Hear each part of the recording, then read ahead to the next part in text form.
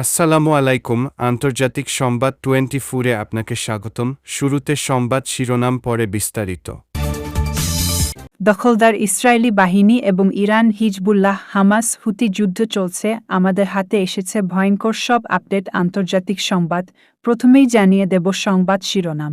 Israeli বসতি স্থাপনকারী প্রতিষ্ঠানের উপর যুক্তরাষ্ট্রের নিষেধাজ্ঞা। এরপর জানিয়ে দেব ইসরায়েলে অস্ত্র বিক্রি বন্ধের প্রস্তাব বিবেচনা করছে মার্কিন সিনেট।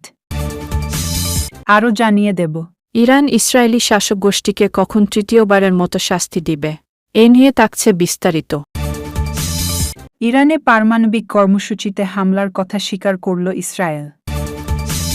পারমাণবিক অস্ত্র দিয়েই পারমাণবিক যুদ্ধ ঠেকানো সম্ভব, বললেন রুশ পররাষ্ট্রমন্ত্রী। যুক্তরাষ্ট্রের ক্ষেপণাস্ত্র দিয়ে ইউক্রেনের হামলা, যা বলল রাশিয়া। এতক্ষণ শুনছিলেন সংবাদ শিরোনাম, এবারে বিস্তারিত। তবে অনুরোধ থাকবে ভিডিওটিতে একটি লাইক করবেন এবং কমেন্ট করে জানিয়ে দেবেন কোন জেলা থেকে বা কোন স্থান থেকে আমাদের ভিডিওটি দেখছেন। ইসরায়েলি বসতি স্থাপনকারী প্রতিষ্ঠানের উপর যুক্তরাষ্ট্রের নিষেধাজ্ঞা। অধিকৃত পশ্চিম তীরে সহিংসতা ও অবৈধ ভবন নির্মাণের অভিযোগে এক বেসরকারি ইসরায়েলি বসতি স্থাপনকারী প্রতিষ্ঠান আমানার উপর নিষেধাজ্ঞা আরোপ করেছে যুক্তরাষ্ট্র। স্থানীয় সময় সোমবার 18 নভেম্বর মার্কিন অর্থ মন্ত্রণালয় এই নিষেধাজ্ঞা জারি করেছে। যুক্তরাষ্ট্রের অর্থ মন্ত্রণালয় এক বিবৃতিতে বলেছে, আমানার বিরুদ্ধে অবৈধ বসতি স্থাপনকারীদের নিরাপত্তা ও সমর্থন দেওয়ার পাশাপাশি পশ্চিম তীরের জমি দখল এবং উগ্র ইসরায়েলি বসতি স্থাপনকারীদের মুখপাত্র হিসেবে কাজ করার অভিযোগ রয়েছে। যে ভবন নির্মাণ প্রতিষ্ঠানটির উপর নিষেধাজ্ঞা জারি করা হয়েছে সেটি আমানার সঙ্গে সম্পর্কযুক্ত। নাম বিনয়ানেই বা রামানা। এই প্রতিষ্ঠানটি মূলত দখল করা জমির উপর ভবন নির্মাণ করে ইসরায়েলি বসতি স্থাপনকারীদের কাছে বিক্রি করত।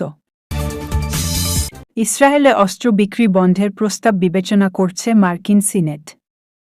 গাজায় বেসামরিকদের জন্য ত্রাণ সরবরাহে বাধাদানের অভিযোগকে কেন্দ্র করে ইসরায়েলে অস্ত্র বিক্রি বন্ধের বিষয়ে ভোটের আয়োজন করতে যাচ্ছে মার্কিন সিনেট।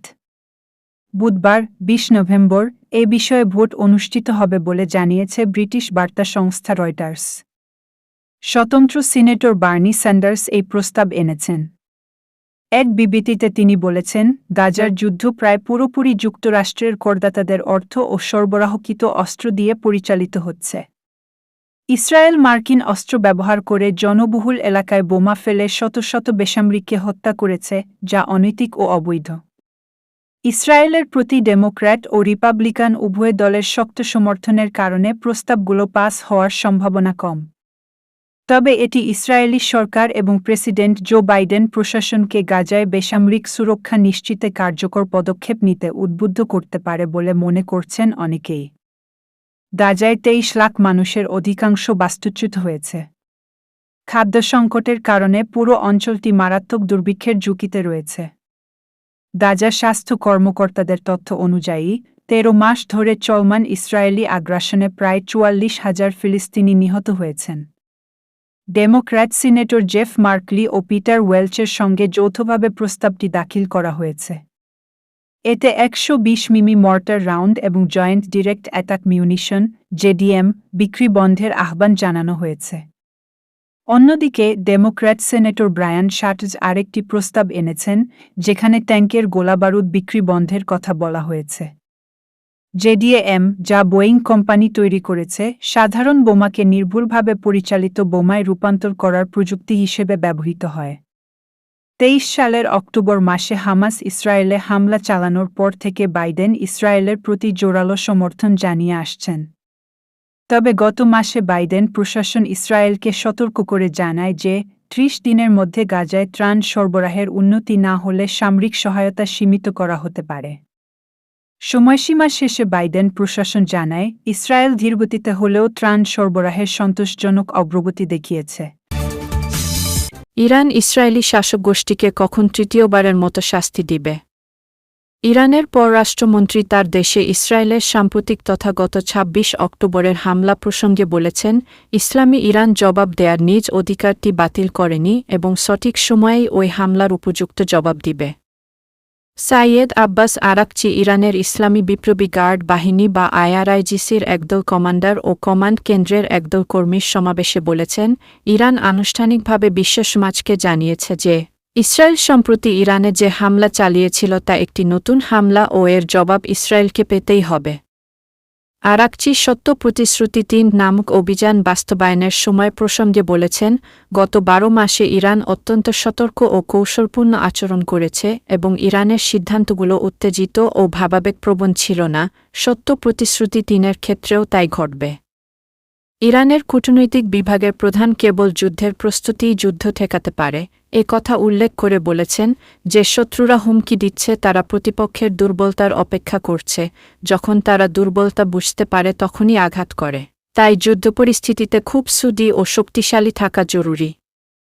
ইরানের পররাষ্ট্রমন্ত্রী যুদ্ধের ময়দান ও কূটনীতিকে অবিচ্ছিন্ন হিসেবে উল্লেখ করে বলেছেন, কূটনীতি শক্তির উপর নির্ভর করেই চলে এবং শক্তি না থাকলে কূটনীতি কাজে লাগে না।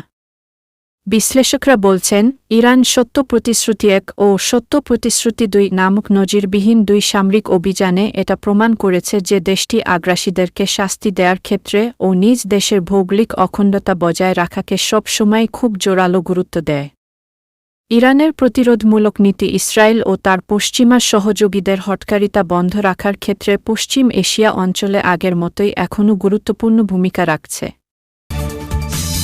পারমাণবিক অস্ত্র দিয়ে পারমাণবিক যুদ্ধ ঠেকানো সম্ভব, বললেন রুশ পররাষ্ট্রমন্ত্রী। যে কোনো মূল্যে পারমাণবিক যুদ্ধ ঠেকাবে রাশিয়া, এমন মন্তব্য করেছেন দেশটির পররাষ্ট্রমন্ত্রী সের্গেই লাভরভ। তার দাবি, শুধুমাত্র পরমাণু অস্ত্রের ভয় দেখিয়ে পরমাণু যুদ্ধ ঠেকানো সম্ভব।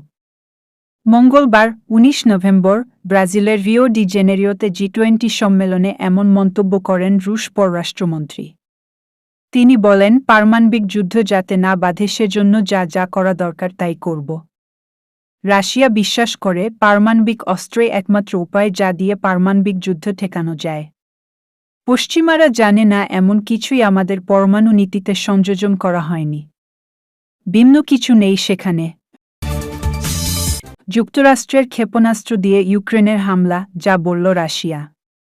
প্রথমবারের মতো রাশিয়ার অভ্যন্তরে হামলার জন্য যুক্তরাষ্ট্রের তৈরি দূরপাল্লার ATACMS ক্ষেপণাস্ত্র ব্যবহার করেছে ইউক্রেনের সামরিক বাহিনী।